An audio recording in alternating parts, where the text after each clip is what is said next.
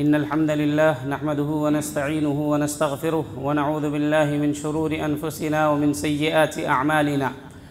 من يهده الله فلا مضل له ومن يضلل فلا هادي له، وأشهد أن لا إله إلا الله وحده لا شريك له، وأشهد أن محمدًا عبده ورسوله. يا أيها الذين آمنوا اتقوا الله حق تقاته ولا تموتن إلا وأنتم مسلمون. يا أيها الناس اتقوا ربكم الذي خلقكم من نفس واحدة وخلق منها زوجها وبث منهما رجالا كثيرا ونساء، واتقوا الله الذي تساءلون به والأرحام إن الله كان عليكم رقيبا. يا أيها الذين آمنوا اتقوا الله وقولوا قولا سديدا يصلح لكم أعمالكم ويغفر لكم ذنوبكم، ومن يطع الله ورسوله فقد فاز فوزا عظيما.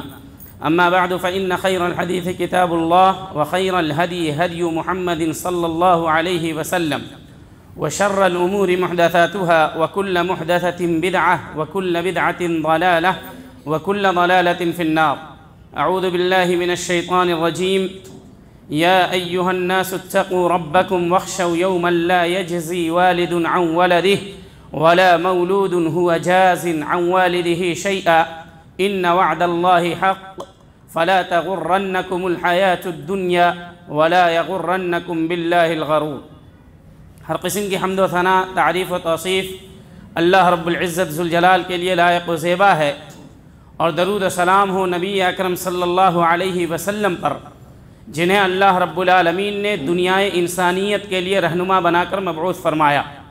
نبی اکرم صلی اللہ علیہ وسلم نے اللہ رب العالمین کے دیے گئے پیغام کو امت کے سامنے واضح انداز میں پیش کیا اور فرمایا، ترکتکم علی محجۃ بیضاء، میں نے تمہیں ایک واضح اور روشن شاہراہ پر چھوڑا ہے، لیلھا کنہارھا، اس شاہراہ یعنی ہائی وے کی رات بھی دن کے مانند ہوتی ہے، یعنی اسلام کے اندر کسی قسم کی کوئی پیچیدگی اور تاریکی نہیں پائی جاتی ہے۔ اس کا تمام مسئلہ بالکل ویسے ہی واضح ہے جیسے سورج کی روشنی میں دنیاوی چیزیں واضح ہوتی ہیں۔ لیلھا کنہارھا، اس کی رات بھی دن کے مانند ہے۔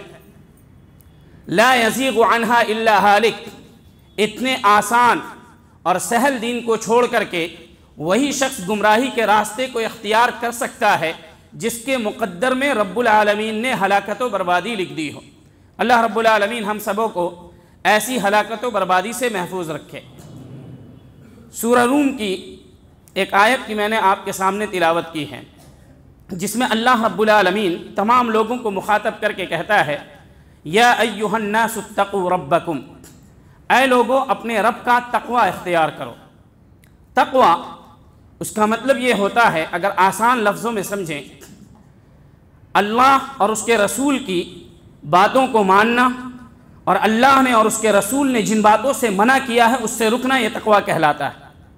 لیکن اصل تقوی یہ ہوتا ہے کہ اس کا احساس آپ کے دل میں ہو، اس کے تعلق سے شعور آپ کے دل میں بیدار ہو۔ مثال کے طور پر گرمی کے مہینے میں ابھی ہم نے روزہ رکھا، پہلا روزہ تقریباً ہر کسی کے لیے بہت ہی مشقت بھرا ہوتا ہے۔ سحری کھائی، روزے کی شروعات ہوئی، چونکہ دیگر ایام میں روزہ رکھنے کی عادت نہیں ہے اس لیے پیاس لگنی شروع ہوتی ہے۔ عصر کی نماز ہوتی ہے، انسان گھر میں ہوتا ہے، پیاس کی شدت میں اضافہ ہوتا جاتا ہے، اکیلا گھر میں ہے، کیوار کھڑکی ساری بند ہے، فریج میں پانی موجود ہے، کچن میں کھانا موجود ہے، پھر بھی وہ انسان نہ فریج کو ہاتھ لگاتا ہے نہ کھانے کو ہاتھ لگاتا ہے۔ کیوں؟ کیونکہ اس کے دل میں ایک احساس ہے کہ دنیا کے تمام لوگ آپ کو روزہ دار مانیں گے، لیکن جس کی خاطر آپ نے روزہ رکھا ہے وہی آپ کا روزہ نہیں مانے گا۔ اسی احساس کا نام تقوی ہے کہ ایک حلال چیز کو اللہ رب العالمین نے ایک محدود وقت کے لیے حرام قرار دیا، ایک محدود وقت کے لیے، ایک لیمیٹڈ پیریڈ کے لیے، تو آپ نے اللہ کے ڈر سے اس کو چھوڑ دیا، تو پھر جن گناہوں کو اللہ رب العالمین نے ہمیشہ کے لیے حرام قرار دیا ہے، چھپ کر کے اسی کو کیسے کر لیتے ہیں؟ جو رب روزے کی حالت میں کھاتے ہوئے ہمیں دیکھ سکتا ہے، جان سکتا ہے، کیا وہ رب اندھیرے میں کرنے والے گناہوں کو نہیں دیکھ سکتا؟ اکیلے میں دو آدمی کے درمیان ہونے والی غیبتوں کو نہیں جان سکتا؟ اکیلے میں کسی کے باطل طریقے سے مال کھانے کے جو مکر و فریب ہوتے ہیں اس کو نہیں جان سکتا۔ میرے بھائیوں، اللہ رب العالمین نے قرآن مجید میں فرمایا وَمَا تَسْقُطُ مِن وَرَقَةٍ إِلَّا يَعْلَمُهَا۔ اس دنیا کے اندر کتنے پیڑ پودے ہوں گے، ایک انسان اپنے گاؤں کے یا اپنے محلے کے پیڑ پودوں کو نہیں گن سکتا تو پھر پوری دنیا کے پیڑ پودوں کو کیسے گن سکتا ہے؟ لیکن اللہ رب العالمین فرماتا ہے وَمَا تَسْقُطُ مِن وَرَقَةٍ إِلَّا يَعْلَمُهَا۔ روئے زمین پر جتنے بھی پیڑ پودے ہیں، اگر کسی بھی پیڑ سے ایک پتا بھی زمین پر گرتا ہے تو اس کی خبر عرش والے کو ہوتی ہے۔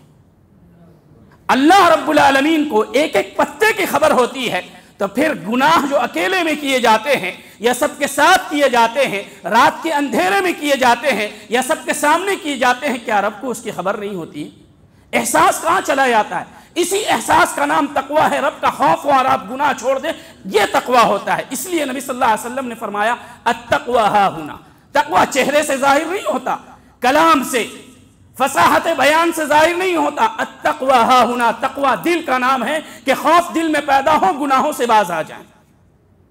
تو وَمَا تَسْقُطُ مِن وَرَقَةٍ إِلَّا يَعْلَمُهَا، جو رب ایک ایک پیڑ کے پتے کو جانتا ہے، اس کے گرنے کو، اس کے اٹھنے کو، اس کے ہرے ہونے کو، اس کے پیلے ہونے کو، اس کے سوکھنے کو جانتا ہے، تو پھر وہ رب ہمارے گناہوں کو کیسے نہیں جان سکتا؟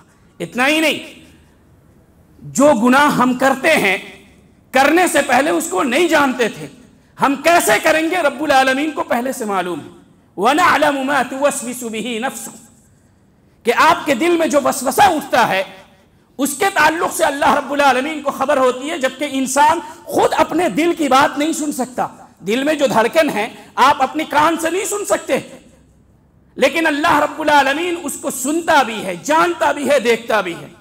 اندھیری رات کے اندر سمندر کی تہ میں ایک کالے پتھر پر کالا کیڑا جو چل رہا ہوتا ہے، رب العالمین اس کے چلنے کی آواز کو سنتا بھی ہے اور اس کو چلتے ہوئے دیکھتا بھی ہے۔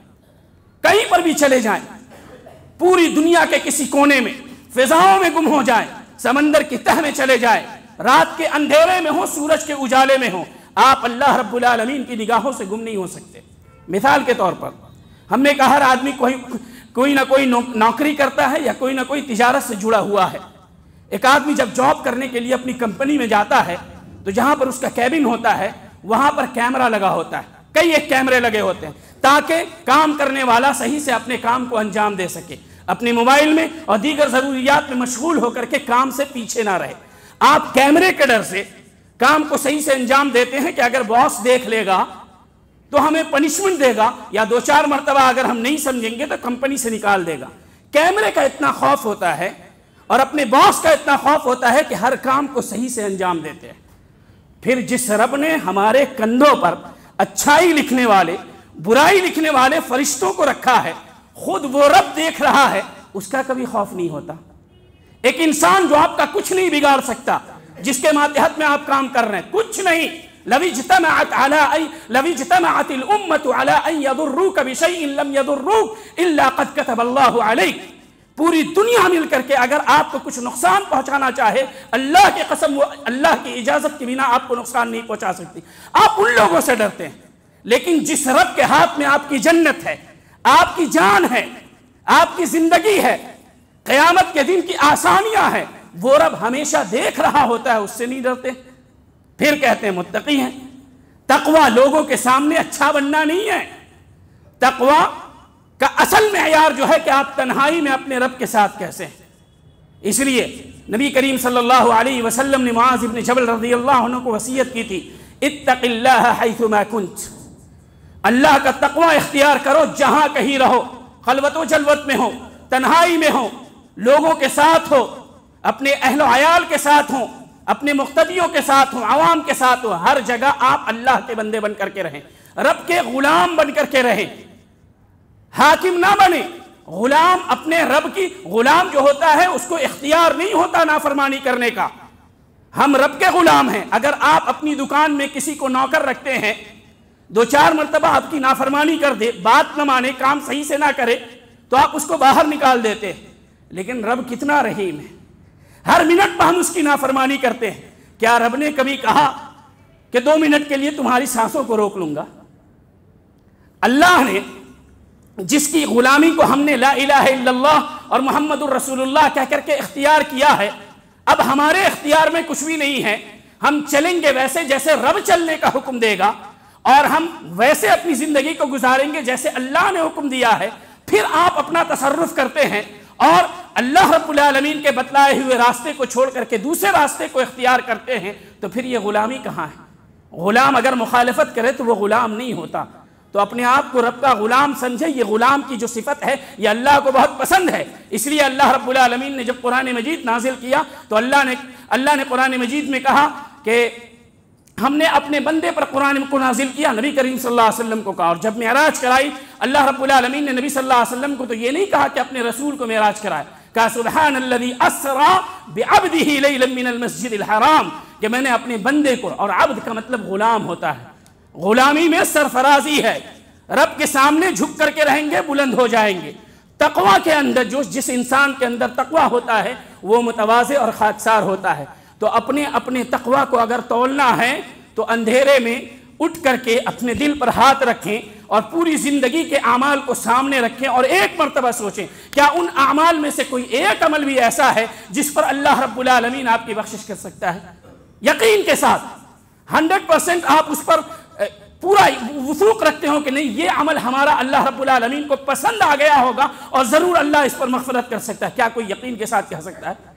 کوئی نہیں کہہ سکتا۔ نبی کریم صلی اللہ علیہ وسلم نے فرمایا لن يدخل احدکم الجنت بعملہ، کوئی بھی اپنے عمل کے عوض اس کے بدلے جنت میں داخل نہیں ہو سکتا۔ صحابہ اکرام نے سوال کیا وانت یا رسول اللہ، اے اللہ کے رسول آپ سید المرسلین ہیں، اگلے پچھلے سب گناہ معاف ہیں، اللہ کے محبوب ہیں، جبریل آتے ہیں آپ پر، کیا آپ بھی اپنے عمل کے عوض جنت میں نہیں جا سکتے؟ نبی صلی اللہ علیہ وسلم نے فرمایا میں بھی اپنے عمل کے عوض جنت میں نہیں جا سکتا الا ان یتغمدنی اللہ برحمتہ، ہاں رب کی رحمت کا نزول ہو، رب اپنی رحمتوں میں ڈھانپ لے تو پھر ہمارے لیے جنت میں جانا آسان ہو جائے گا۔ جو نبی صلی اللہ علیہ وسلم کے اگلے پچھلے گناہ معاف اور اعمال کی کتنی کثرت، اعمال صالحہ کتنے زیادہ تھے، وہ بھی اپنی رب کی رحمت سے پر امید تھے، اور ہم عمل کر کے 2-4 نمازیں پڑھ کر کے 2-4 کتابیں پڑھ کر کے سمجھتے ہیں کہ ہم تو اب جنت کے ٹھیکیدار ہیں، جنت میں جانے سے کون روک سکتا ہے؟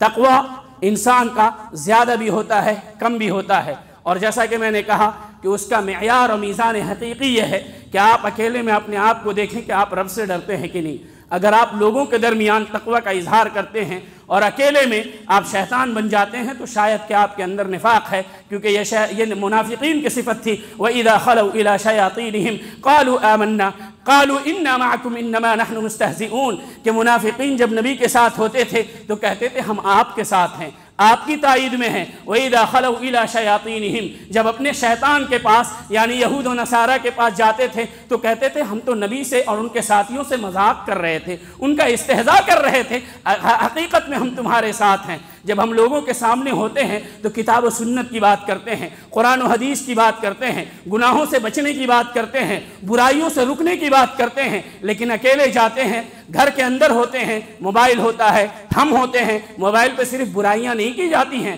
جو گندگیاں ہوتی ہیں، دوسروں کی شکایت کرنا بھی تقوی کے منافی امور میں سے ہے، دوسروں کی غیبت کرنا بھی تقوی کے منافی امور میں سے ہے۔ صرف زبان سے غیبت نہیں ہوتی، آپ انگلیوں سے لکھ کر کے بھی غیبت کرتے ہیں، اور غیبت اس کو نہیں کہتے ہیں کہ کسی کی جھوٹی برائی بیان کرنا، کسی کی حق بات کو بیان کرنا جس کو وہ ناپسند کرتا ہو، اسی کو تو غیبت کہا جاتا ہے۔ تو یہ جو برائی ہے اور یہ تمام برائیاں ہیں، یہی برائیاں ہم لوگوں کو کمزور کرتی ہیں۔ برائیوں کی مثال آگ کی ہے، نیکیوں کی مثال لکڑی کی ہے، دونوں یکجا نہیں ہو سکتے۔ اگر آپ برائیاں بھی کر رہے ہیں، نیکیاں بھی کر رہے ہیں تو آپ کی نیکیاں کمزور ہوتی چلی جاتی ہیں۔ نیکیوں کی حفاظت کریں برائیوں کو دور کر کے۔ تقوی کے لوازمات ہے کچھ، یعنی اگر کوئی متقی بننا چاہتا ہے تو سب سے پہلے اعمال صالحہ کرے، برائیوں سے رکے۔ صرف نیکی کرنا تقوی نہیں ہے، برائیوں سے رکنا بھی تقوی ہے، اور برائیوں میں سے سب سے گندی برائی شرک ہے۔ اس سے بڑھ کر کے اس روئے زمین پر کوئی برائی نہیں کی گئی۔ اسی طریقے سے بدعت ہے۔ اب مسئلہ یہ ہے کہ کچھ لوگوں کو شرک سے نفرت ہے، لیکن شرک کرنے والے سے محبت ہے، زنا سے نفرت ہے، زانیوں سے بڑی محبت ہے، چوری سے نفرت ہے، چوروں کے ساتھ ان کی ہم نشینی ہے، وہ اٹھتے بیٹھتے ہیں۔ یہ کیسی نفرت ہے آپ کی چوری سے؟ چور اور چوری دونوں سے نفرت کرنا ہے، اور یہ ایمان کا لازمی جز ہے۔ من ابغض فی اللہ واحب فی اللہ وعاد فی اللہ ووالا فی اللہ فقد استکمل الایمان، او کما قال النبی صلی اللہ علیہ وسلم۔ جو اللہ کی خاطر نفرت کرے اور رب کی خاطر محبت کرے، رب کی خاطر دوستی کرے اور رب کی خاطر دشمنی کرے، اس کا ایمان مکمل ہوتا ہے۔ مثال کے طور پر ایک آدمی ہے، بہت اچھا ہے، دین اسلام کی بات کرتا ہے، انقلاب کی بات کرتا ہے، لوگوں کے درمیان کتاب و سنت کی نشر و اشاعت کی بات کرتا ہے، لیکن وہ صحابہ پر کلام کرتا ہے۔ ایک صحابی کو ٹارگٹ کر کے، 2-3 صحابی کو ٹارگٹ کر کے ان کو برا بنانے کی کوشش کرتا ہے۔ جب ان کو منع کیا جاتا ہے تو کہتے ہیں کہ کتاب و سنت کے اندر بات آئی ہے، کتاب و سنت کے اندر فلاں صحابی کے تعلق سے فلاں بات آئی ہے۔ یہاں پر وہ آپ کو غچہ دے جاتا ہے اور آپ کے دل میں ایک شبہ ڈال جاتا ہے کہ ہاں حدیث میں تو بات آئی ہے کہ فلاں صحابی نے فلاں کام کیا تھا، فلاں صحابی نے فلاں غلطی کی تھی، لیکن ایک چیز آپ بھول جاتے ہیں کہ نبی صلی اللہ علیہ وسلم نے ان کی غلطیوں سے کیسا تعامل کیا تھا۔ 2 واقعے آپ کے سامنے رکھوں گا۔ نبی کریم صلی اللہ علیہ وسلم کے زمانے میں ابو بکر و عمر رضی اللہ عنہما کے درمیان تو میں تکرار ہو گئی۔ غلطی ابو بکر رضی اللہ عنہ کی تھی، صحیح بخاری کی روایت ہے۔ جب احساس ہوا، ابو بکر رضی اللہ عنہ نے حضرت عمر رضی اللہ عنہ سے معافی مانگی، لیکن انہوں نے معاف نہیں کیا۔ جب غلطی اور ندامت کا زیادہ احساس ہوا، دربار رسالت میں چلے آئے اور کہا کہ اے اللہ کے رسول، مجھ سے غلطی ہو گئی، عمر ناراض ہو گیا، ذرا اس کو منا دیں، اس کو کہیں کہ معاف کر دیں۔ نبی کریم صلی اللہ علیہ وسلم نے ابو بکر رضی اللہ عنہ کو بٹھایا۔ عمر رضی اللہ عنہ کو ندامت ہوئی، وہ ڈھونڈتے ہوئے ابو بکر رضی اللہ عنہ کو دربار رسالت پہنچے۔ دیکھا تو وہاں کی فضا بدل چکی تھی، نبی کا چہرہ مسکرانے والا چہرہ، اس پر غصوں کے بادل چھائے تھے، ہر طرف سناٹا تھا۔ نبی صلی اللہ علیہ وسلم یہ کہہ رہے تھے کہ کیا تم یہ چاہتے ہو کہ تم مجھ سے میرے اس صحابی کو دور کر دو جس نے اس وقت میں میرا ساتھ دیا جب سب نے میرا ساتھ چھوڑ دیا تھا۔ نبی نے یہ نہیں پوچھا کہ غلطی کس کی تھی، حالانکہ ابو بکر رضی اللہ عنہ اپنے گھٹنے کے بل بیٹھ کر کے کہہ رہے تھے کہ اے اللہ کے رسول، یہ میری غلطی ہے، عمر کی نہیں ہے۔ پھر بھی ابو بکر رضی اللہ عنہ کا مقام تھا، نبی نے ان کی غلطی کی طرف نہیں دیکھا، بیٹھ کر کے فیصلہ نہیں کیا ہاں تم غلط ہو تم غلط ہو۔ امت کو یہ پیغام دیا کہ 2 صحابہ کے درمیان تکرار ہو تو ان کی عظمت کو دیکھو، غلطیوں کو نہ دیکھو، اور یہی بنیادی اصول ہے۔ حافظ ذہبی رحمہ اللہ نے اس پر اجماع نقل کیا ہے کہ صحابہ کی غلطیوں کو نہ عوام کے سامنے ذکر کیا جائے گا نہ خواص کے سامنے۔ کیوں؟ کیونکہ جو رب پوری دنیا کا علم جانتا ہے کہ دنیا کیسے رہے گی، کب تک رہے گی، لوگ کیسے ہوں گے، کیا اس رب کو صحابہ اکرام کی غلطیوں کا علم نہیں تھا؟ علم ہونے کے باوجود جب اس رب نے معاف کر دیا اور کہا وَكُلًّا وَعَدَ اللَّهُ الْحُسْنَى، ہر ایک صحابی سے جنت کا وعدہ ہے، اور رضی اللہ عنہم ورضوا عنہ، ہر ایک صحابی سے ہم اپنی رضامندی کا اظہار کرتے ہیں، تو ہم اور آپ کون ہیں رب کے فیصلے پر انگلی دکھانے والے یا رب کے فیصلے سے ناراضگی کا اظہار کرنے والے؟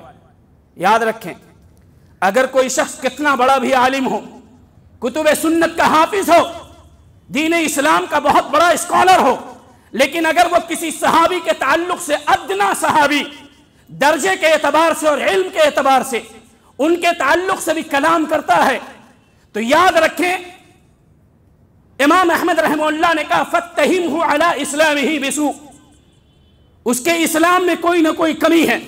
اور ابو زرع الرازی رحمہ اللہ نے کہا ایسا شخص زندیق ہے، بددین ہے، کہ وہ اس شخص پر انگلی اٹھاتا ہے جس شخص کے اللہ رب العالمین نے جس شخص سے رضامندی کا اظہار کیا ہے۔ ایسا شخص بہت علم والا ہو سکتا ہے، لیکن جو صحابہ کے بارے میں کلام کرے اس کے ساتھ اٹھنا بیٹھنا درست نہیں، کیونکہ وہ بدعتی ہے۔ آپ کے والدین کے بارے میں اگر کوئی برا بھلا کہے، گالی دے، مجمع کے سامنے گالی دے، کیا آپ اس سے ہنس کر کے ملیں گے؟ غیرت آپ کو روکے گی۔ کیسے آدمی ہو تم؟ تمہارے والدین کو تمہاری ماں کے اوپر اس نے الزام لگایا، تمہارے والد کے اوپر الزام لگایا، تم اس کے ساتھ اٹھتے بیٹھتے ہو، اس کی خوبیوں کو بیان کرتے ہو، اس کی مجلسوں میں شریک ہوتے ہو۔ کیا ہمارے والدین صحابہ سے بڑھ کر کے ہیں؟ صحابہ کے بارے میں کوئی غلط بات بیان کرے اور ہم ان کی مجلسوں میں شریک ہوں اور کہیں ارے ان کی بہت ساری اچھی بات ہے، تو صحابہ سے بڑھ کر کے وہ ہو گئے۔ صحابہ کا محاکمہ صرف اور صرف اللہ رب العالمین کرے گا، ان کی عدالت میں پیش کیا جائے گا معاملہ۔ جن کے قاضی اللہ ہوں اور جن کی وکالت نبی صلی اللہ علیہ وسلم کریں، اس میں ہمارا آپ کا کیا لینا دینا؟ کیا آپ کو اور ہم جیسے گنہگاروں کو یہ امید نہیں ہے کہ نبی ہمارے لیے سفارش کریں گے؟ ہے کہ نہیں؟ کیا کوئی یہ کہہ سکتا ہے کہ اس کو امید نہیں ہے کہ نبی اس کے لیے سفارش کریں گے؟ ہر انسان جتنا بڑا بھی بدکار ہو، جتنا بڑا بھی گنہگار ہو، دل میں امید لیے بیٹھا ہے کہ قیامت کے دن نبی ہمارے لیے سفارش کریں گے۔ تو جب ہم جیسے گنہگاروں کے لیے سفارش کریں گے تو جنہوں نے اپنی دونوں آنکھوں سے نبی کا دیدار کیا ہے، کیا ان کو سفارش نہیں ملے گی؟ ہم ہی ان کی سفارش سے جہنم سے بچ سکتے ہیں۔ جن کے ہاتھوں نے نبی سے مصافحہ کیا ہے، کیا ان کو سفارش نہیں ملے گی؟ جنہوں نے نبی کے دفاع کے خاطر اپنے بچوں کو یتیم کیا ہے، اپنی بیویوں کو بیوہ کیا ہے، کیا انہیں سفارش نہیں ملے گی؟ تو اس لیے علی مرزا اور ان جیسے جتنے بھی لوگ ہیں، چاہے جتنا بڑا بھی نام ہو، صحابہ کے تعلق سے کوئی کلام کرتا ہے، اس کی کوئی بھی بھلائی ہمیں قابل قبول نہیں ہے، حتیٰ کہ وہ صحابہ کے تعلق سے برات کا اظہار کر، صحابہ کے تعلق سے جس برائی کو بیان کیا ہے اس سے برات کا اظہار اعلانیہ کرے۔ کیونکہ جن لوگوں نے نبی کا دفاع کیا ہے، ہم ان کے تعلق سے کوئی بھی بات سننے کو راضی نہیں ہے۔ چنانچہ دو واقعہ ابن عساکر رحمہ اللہ نے نقل کیا ہے۔ امام عمر ابن الخطاب رضی اللہ عنہ کے زمانے میں ایک واقعہ ہوا کہ عبداللہ بن مسعود رضی اللہ عنہ نے ایک شخص کو اس کی غلطی پر ٹوکا، تو اس شخص نے عبداللہ ابن مسعود رضی اللہ عنہ کو پلٹ کر کے جواب دیا۔ یہ معاملہ عمر بن خطاب رضی اللہ عنہ کی عدالت میں پہنچا۔ یہ نہیں پوچھا، عدل کا تقاضا کیا تھا؟ یہ پوچھنا کہ غلطی کس کی ہے، لیکن انہوں نے کچھ نہیں پوچھا۔ جس نے پلٹ کر کے جواب دیا تھا اس کو بلایا، مارتے رہے اور یہ کہتے رہے اترد علی ابن مسعود، اترد علی ابن مسعود، تیری اتنی اوقات تو پلٹ کر کے ابن مسعود کو جواب دے گا، تو پلٹ کر کے عبداللہ ابن مسعود کو جواب دے گا، تیری زبان میں اتنی جرأت آ گئی۔ یہ ادب سکھانا مقصود تھا کہ صحابہ کے اوپر آواز اونچی نہیں کر سکتے تو صحابہ کے تعلق سے کلام کیسے کر سکتے ہیں؟ ان کی برائیوں کو بیان کیسے کر سکتے ہیں؟ دل میں ذرا بھی ملال نہیں آتا ایسے لوگوں کو سنتے وقت کہ جن لوگوں کے خون سے اسلام کا شجر اور اسلام کا درخت سینچا گیا ہے، احد کے ذرے ذرے سے ان کے خون کی خوشبو آتی ہے، کیا ان کے خون کا بھی پاس و لحاظ نہیں ہے کہ ایسے لوگوں کی مجلسوں میں شریک ہوتے ہیں، ان کی باتوں کو سنتے ہیں اور پھر کہتے ہیں ان کے پاس خیر بھی ہے؟ جس کا عقیدہ صحابہ کے بارے میں برا ہو اس کے اندر کیا خیر ہے؟ دوسرا واقعہ عمر ابن خطاب رضی اللہ عنہ کے زمانے میں ہی ایک دیہات میں رہنے والے صحابی نے ایک صحابی کو برا بھلا کہا۔ عمر بن خطاب رضی اللہ عنہ نے اس کو بلایا، ان کو پتہ نہیں تھا کہ وہ صحابی ہیں۔ صحابہ اکرام نے کہا کہ اللہ کے رسول، اے خلیفۃ المؤمنین، خلیفۃ المسلمین، یہ صحابی ہے، نبی صلی اللہ علیہ وسلم پر ایمان لایا۔ عمر رضی اللہ عنہ نے کہا کہ اگر تم صحابی نہیں ہوتے تو میں تمہیں ایسی سزا دیتا کہ پوری دنیا کے لیے عبرت بن جاتے۔ یہ خلیفۃ المسلمین کا موقف تھا اس شخص کے بارے میں جو صرف صحابہ کرام کے اوپر آواز اونچی کرے یا صحابی کے درمیان کچھ آپس میں تکرار ہو جائے۔ ہمارا موقف اس شخص کے بارے میں کیا ہونا چاہیے جو کسی صحابی کو خائن کہہ دے، کسی کو غدار کہہ دے، پوری دنیا کے اندر اس کی بھلائی کا ڈنکا بجتا ہو، کوئی فرق نہیں پڑتا جب تک کہ اس کی زبان صحابہ کرام کی برائیوں سے باز نہ آ جائے۔ آپ کو دنیا کو نہیں دیکھنا ہے، رب کو دیکھنا ہے، جنت اس کے ہاتھ میں ہے، ہماری بھلائی اس کے ہاتھ میں ہے۔ وہ راضی اسی وقت ہوگا جب تک ہم ان سے راضی نہ ہو جائے جن سے اللہ راضی ہے۔ تو یہ تقوی کے لوازم میں سے ہے۔ متقی اسی وقت ہوں گے جب متقیوں سے محبت کریں گے، ان متقیوں سے جن کے تقوی کی گواہی عرش والے نے اس زمین پر اللہ کے نبی صلی اللہ علیہ وسلم کے ذریعے سے دی ہے۔ تو یہ صحابہ کا مقام ہے اور بلکہ ان کے مقام کو عبداللہ ابن عمر رضی اللہ عنہ نے بیان فرماتے ہوئے کہا فَلَمَقَامُ أَحَدِهِمْ سَاعَةً مَعَ رَسُولِ اللَّهِ صلی اللہ علیہ وسلم خَيْرٌ مِّنْ أَحَدِ عُمْرِكُمْ. صحابہ کرام نے ایک ساعت، ایک گھڑی، تھوڑی دیر جو نبی صلی اللہ علیہ وسلم کے ساتھ گزارا ہے، تمہاری پوری زندگی جو ایمان کے ساتھ گزری ہے ان کی ایک ساعت تھوڑی دیر تمہاری پوری زندگی پر بھاری ہے. یقیناً ان کا قول سونے کے پانی سے لکھے جانے کے قابل ہے کہ انہوں نے نبی کے ساتھ رہ کر کے دونوں آنکھوں سے نبی کا دیدار کر کے نبی کی محبت لیے اس زمانے میں جس زمانے میں وحی کا تعلق، وحی کا سلسلہ جاری تھا، جبریل آیا کرتے تھے، دلوں کی صفائی کا سلسلہ جاری تھا، منافقین الگ کیے جا رہے تھے.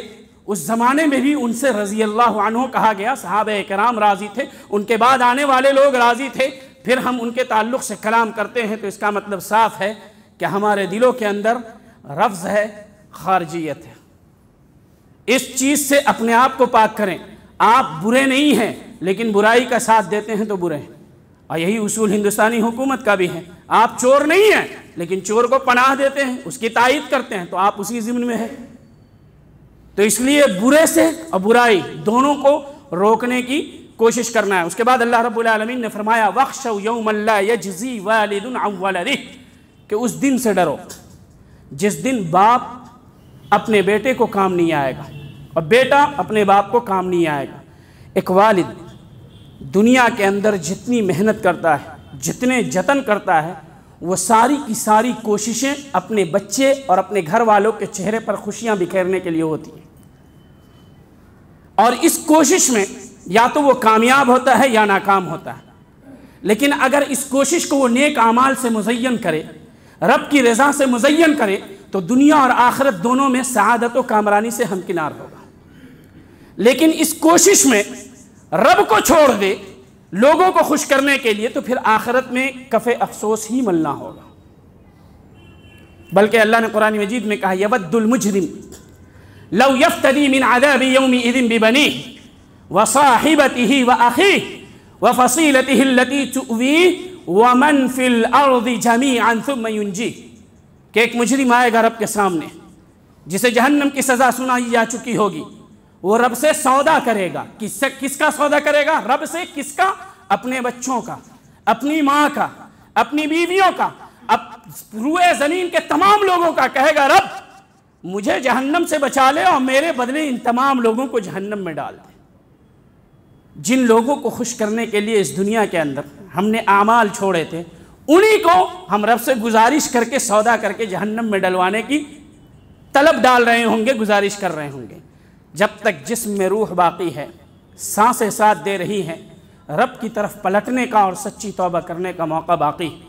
یاد رہے موت کسی کا دروازہ کھٹکھٹا کر کے نہیں آتی اور نہیں کسی کو بتا کر کے آتی ہے. ممکن ہے آپ سوچیں گے کہ رمضان آ رہا ہے، چند مہینوں کے بعد جائیں گے اور 27ویں شب کو خانہ کعبہ کی چادر پکڑ کر کے رب سے سچی دعا کریں گے، رب توبہ قبول کر لے گا، یقیناً کرے گا.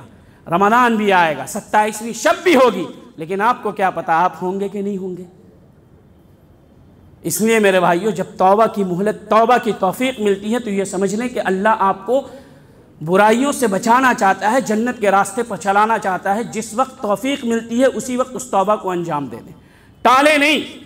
کیونکہ جب ہدایت دل پر آتی ہے تو دروازے کو کھٹکھٹاتی ہے.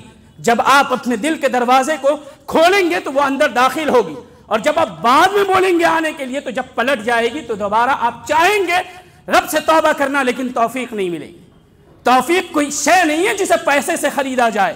توفیق رب کا انعام ہے. اس لیے ہمیشہ علماء کہتے ہیں وفقک اللہ، اللہ تمہیں توفیق دے.